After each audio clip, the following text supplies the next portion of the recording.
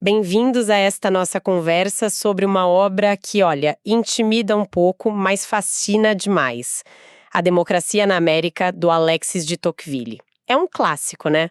A gente ouve falar direto, mas talvez nem todo mundo tenha encarado a leitura completa. E é isso que a gente vai fazer hoje. Vamos mergulhar a fundo nas ideias principais desse livro, o que levou um aristocrata francês, lá nos anos 1830, a cruzar o oceano, o que ele viu naquela jovem nação americana que, nossa, quase 200 anos depois, ainda parece conversar com a gente. Vamos tentar entender não só o que ele viu, mas por que isso ainda importa tanto.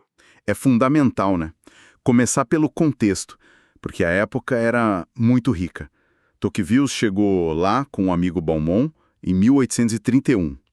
Oficialmente, a missão era estudar o sistema penitenciário americano. Ah, tinha uma desculpa oficial, então. Exato. Mas a ambição dele era muito maior. Os Estados Unidos, naquele momento, estavam fervilhando. Expansão para o oeste, uma nova geração política surgindo, diferente dos pais fundadores, mais pragmática, talvez. A tal democracia jacksoniana, com um apelo mais popular. E, ao mesmo tempo, a Europa, especialmente a França dele, né, ainda estava lidando com as consequências da Revolução Francesa de Napoleão. As estruturas antigas, a aristocracia, tudo meio em xeque. A democracia era uma ideia forte, mas que assustava muita gente também. Entendi. Ele não foi só passear. De jeito nenhum. Ele foi para entender a democracia onde ela parecia mais avançada, mais pura. Queria decifrar, como ele mesmo disse, as inclinações, o caráter, os preconceitos, as paixões dela. O objetivo final era aprender lições para a França, para a Europa. Entender o que eles podiam esperar ou temer desse futuro democrático que parecia, assim, inevitável. E qual foi a grande sacada dele? O ponto de partida para a análise toda? O conceito central, a chave de tudo para ele, é a igualdade de condições. Ele viu isso como o fato gerador. Não era só uma coisa americana, sabe?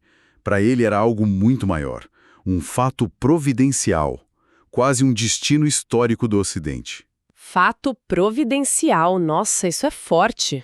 Quase um determinismo, né? É uma visão poderosa, sim. Ele argumentava que essa marcha para a igualdade já vinha acontecendo há séculos na Europa cristã.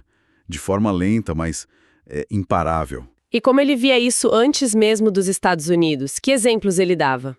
Ele vai longe. Fala do clero na Idade Média, abrindo espaço para gente de origem humilde, das cruzadas que arruinaram muitos nobres e dividiram terras, a invenção da pólvora que igualou um pouco o nobre e o plebeu na guerra. A imprensa também. A imprensa, claro, espalhando ideias. A reforma protestante questionando hierarquias. Até a descoberta da América, criando novas oportunidades. Para ele, tudo isso apontava para a mesma direção.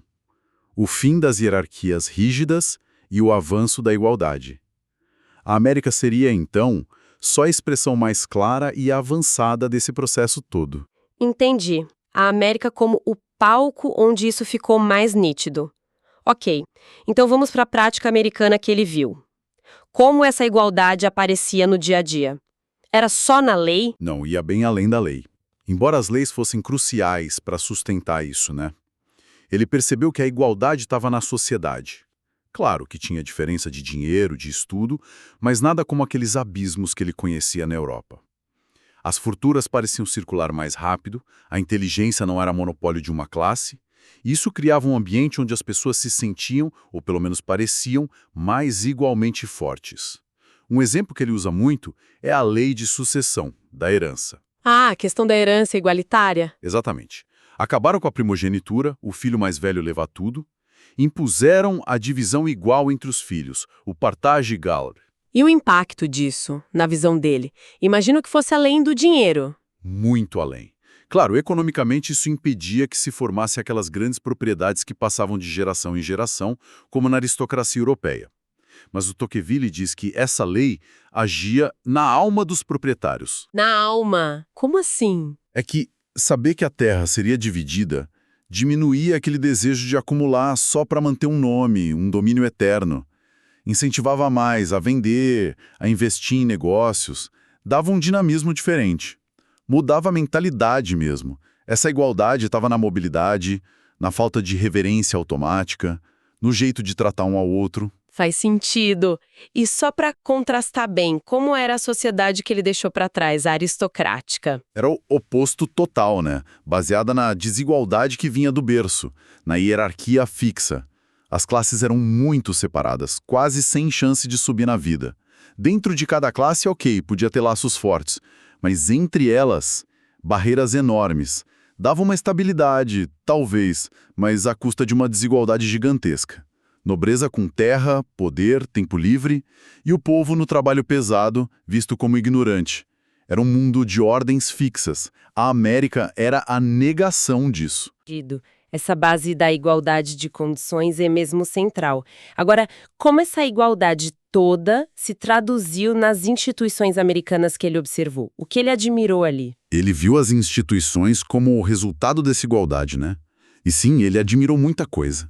Uma das que mais chamou a atenção foi a autonomia local.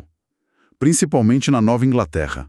A comuna, o município, era para ele a escola primária da liberdade. Escola da Liberdade. É. Ele descreve como cidadãos se reuniam, decidiam coisas locais, elegiam seus administradores, os selectmen. Essa participação direta, essa descentralização administrativa era fundamental para ele. Ele até diferenciava isso da centralização governamental que ele achava forte nos Estados Unidos. Um governo federal cuidando das coisas nacionais, mas a gestão do dia a dia tinha que ser local, na visão dele. Interessante essa diferença. E além do governo local? As liberdades básicas, claro. Liberdade de religião fundamental. Liberdade de imprensa. Essa ele achava essencial, mesmo reconhecendo que às vezes era meio vulgar, exagerada. A frase famosa dele é que não tinha meio termo. Ou era servidão, ou era licença total. Ele preferia a licença. E a liberdade de associação? Ouvi dizer que isso o impressionou muito? Demais. Ele ficou chocado com a quantidade de associações que os americanos criavam para tudo. Política, caridade, negócios, para resolver problemas da comunidade. Ele viu nisso um contrapeso vital ao poder do Estado e àquela possível tirania da maioria. Era como os indivíduos iguais se fortaleciam juntos, sabe? E o judiciário também chamou atenção. Os juízes de paz, aquela figura herdada na Inglaterra, e principalmente a ideia de que um funcionário público podia ser processado por qualquer cidadão num tribunal comum se abusasse do poder. Isso era bem diferente da França. Ah, som, foro privilegiado. Exato. Lá não tinha isso para esses casos. E o júri popular, tanto no crime quanto no cível. Para ele, o júri era super republicano. Uma escola de civismo, porque colocava o poder na mão do povo, ensinava sobre leis e direitos. E tudo isso se baseava numa ideia sobre a origem do poder, né? Sim, o dogma principal era a soberania do povo, não só no papel, mas vivido. A ideia de que o poder legítimo vem da sociedade, de todos. O cidadão obedece à lei não por se sentir inferior, mas porque vê utilidade naquilo e de alguma forma participou da criação da regra. É quase um contrato social na prática. Ok, então com essa base de igualdade, instituições locais fortes, liberdades, quais foram os resultados positivos que ele viu? Ele parece ter ficado bem impressionado com o pique americano. Sim, ele elogia bastante, embora sempre com aquele olhar crítico por trás, né? Ele notou uma prosperidade mais geral, um bem-estar que não se via na Europa com tanta pobreza. Viu um dinamismo econômico e social incrível, gente sempre correndo atrás e empreendendo. E também um civismo forte. Ele foi realista, disse que era mais por interesse bem compreendido. O famoso interesse bem compreendido, tipo um egoísmo inteligente. Isso não era virtude pura, talvez, mas funcionava. As pessoas participavam, cuidavam das coisas porque sabiam que no fim era bom para elas também. Uma sociedade que funciona beneficia todo mundo. E ele admirava demais a iniciativa individual. O americano confiava em si para resolver as coisas. Não ficava esperando o governo. Ele até fala que o americano tinha uma opinião de si mesmo, muitas vezes exagerada, mas quase sempre saudável. Essa autoconfiança movia as coisas. E a religião? Ele comenta algo sobre isso? Comenta, e muito. Especialmente na Nova Inglaterra, ele viu uma combinação única de espírito de religião e espírito de liberdade. A moral religiosa funcionava como um freio interno, um conjunto de valores que ajudava a liberdade política a não virar bagunça. Uma aliança que ele achou rara e muito poderosa. Ok. Então vimos a parte da admiração, os pontos fortes ligados à igualdade. Mas o Tocqueville não era nenhum Pollyanna, né? Pelo contrário. Ele é talvez mais lembrado hoje pelos alertas que ele fez. E aqui a coisa fica realmente interessante. Quais foram os grandes perigos que ele viu nessa mesma democracia? Pois essa é a parte que talvez mais ressoe hoje. O maior medo dele não era a bagunça, a anarquia como muito europeu temia. Era o contrário. A força esmagadora da maioria. A tal tirania da maioria. E o ponto-chave é que essa tirania não era só pela força bruta ou pela lei. Era uma tirania moral, intelectual. Como assim tirania moral? Me explica melhor isso. Ele dizia que numa sociedade onde todo mundo é igual e a opinião da maioria é a lei, fica muito difícil pensar diferente. A maioria, segundo ele, desenha um círculo formidável ao redor do pensamento. Um círculo? É. Se você sai desse círculo, não é que vão te prender, necessariamente. Mas você enfrenta o isolamento social, perde oportunidades, vira motivo de piada. O resultado? Conformismo. As pessoas evitam dar opinião impopular, não por medo da polícia, mas por medo do julgamento dos outros. Isso acaba com a verdadeira liberdade de espírito. Empobrece o debate, mesmo que a lei garanta a liberdade de imprensa. A maioria controla não só o que se faz, mas de um jeito sutil age sobre a vontade. Desanima até o desejo de fazer ou pensar fora da caixa. Nossa, é uma ideia bem forte e atual, né? Essa pressão social. E tinha outros riscos ligados a isso? Sim, tudo muito conectado. Ligado a isso e à própria igualdade, ele viu o perigo do individualismo. E aqui ele faz uma diferença importante. Não é o egoísmo de sempre, o vício antigo. O individualismo, para ele, era algo novo, filho da democracia, é um sentimento mais refletido e pacífico, que leva cada um a se isolar da massa. A pessoa se fecha no seu mundinho, família, amigos, e meio que abandona a grande sociedade, os assuntos públicos. Que curioso! Quer dizer que a aristocracia separava as classes, mas a democracia, ao igualar todo mundo, poderia fazer cada um se fechar em si mesmo? Exatamente esse é o paradoxo que ele apontou. Na aristocracia, existia aquela cadeia de deveres ligando as pessoas mesmo que de forma desigual. Na democracia, essa cadeia quebra. Os indivíduos, se sentindo iguais a todos, podem perder a conexão com o passado, o futuro, a sociedade em geral.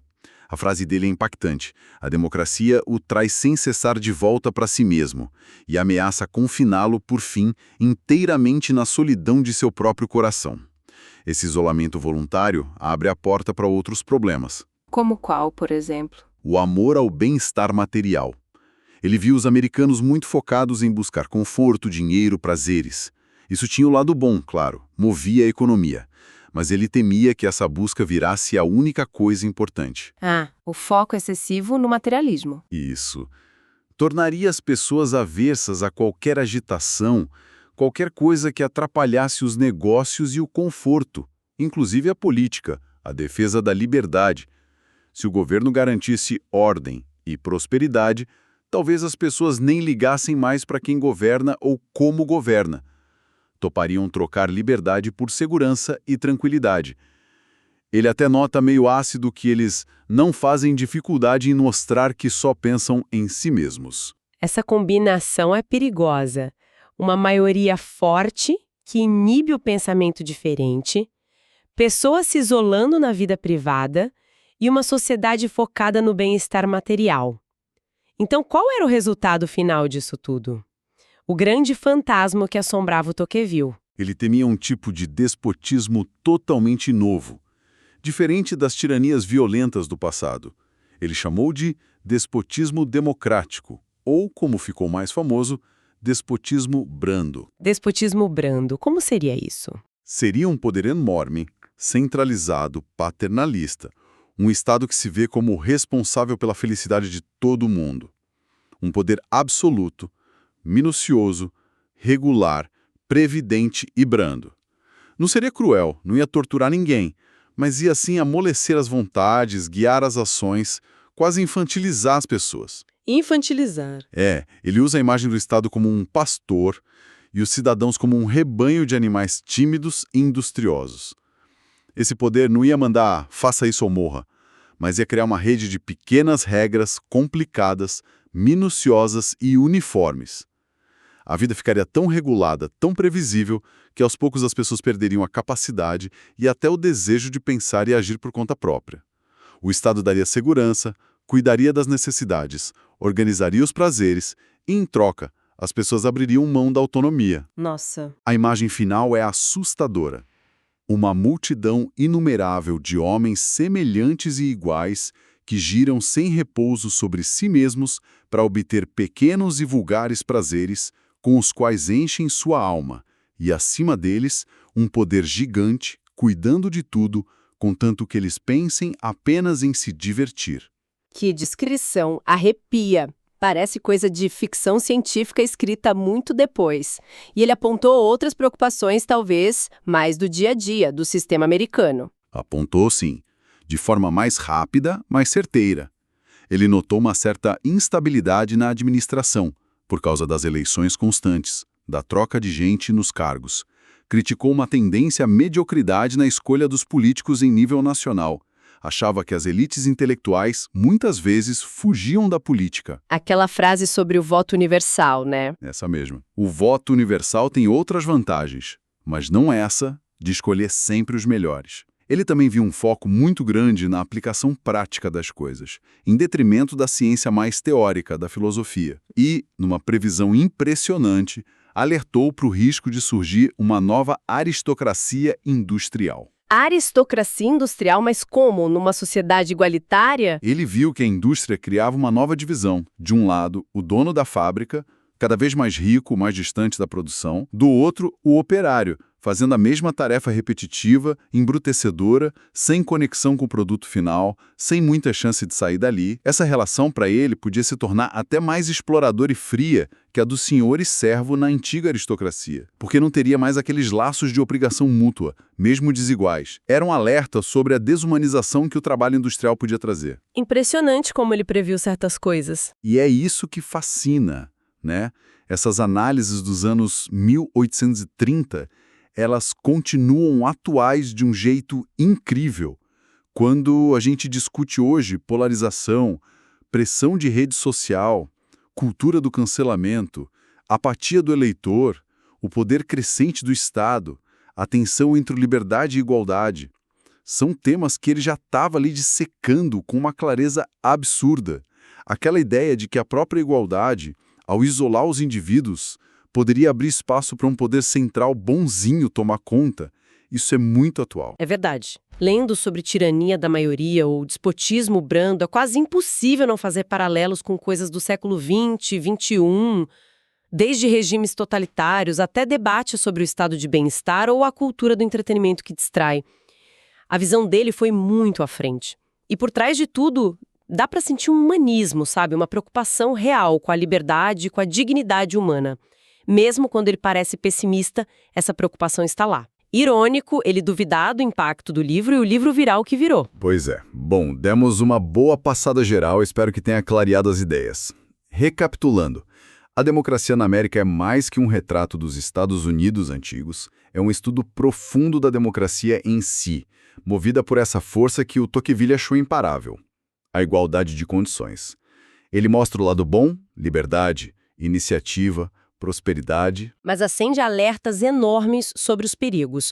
A maioria esmagando o indivíduo, o risco do isolamento e aquele fantasma do despotismo brando que nos nina para a irrelevância. Perfeito. E ele não dá receita de bolo, né?